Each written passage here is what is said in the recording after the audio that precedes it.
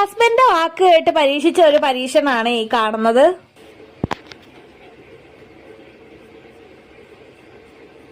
ഇങ്ങോട്ട് നോക്കി. കുറച്ചു മുന്നേ ഇയാൾ എന്തോ പറഞ്ഞേ? ബ്രെഡ് വെച്ച് എന്തോ ഉണ്ടാക്കാനാ?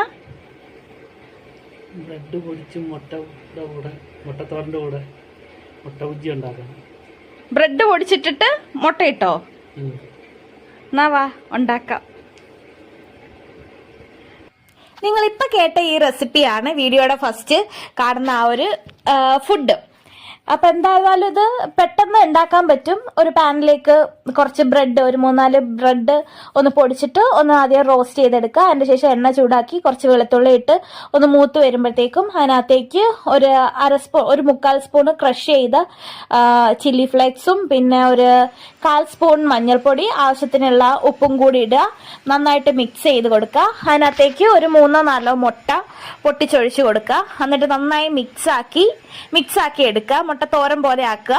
എന്നിട്ട് നമ്മൾ ഈ മൂപ്പിച്ച് വെച്ച ബ്രെഡും കൂടി ഇതിനകത്തേക്ക് തട്ടിയിട്ടിട്ട് മറ്റുള്ള കൊത്തു പൊറോട്ടയൊക്കെ ഉണ്ടാക്കത്തില്ലേ, അതേപോലെ ഇങ്ങനെ കൊത്തി ഇങ്ങനെ മിക്സാക്കി എടുത്തു കഴിഞ്ഞാൽ സംഭവം റെഡിയാണ്.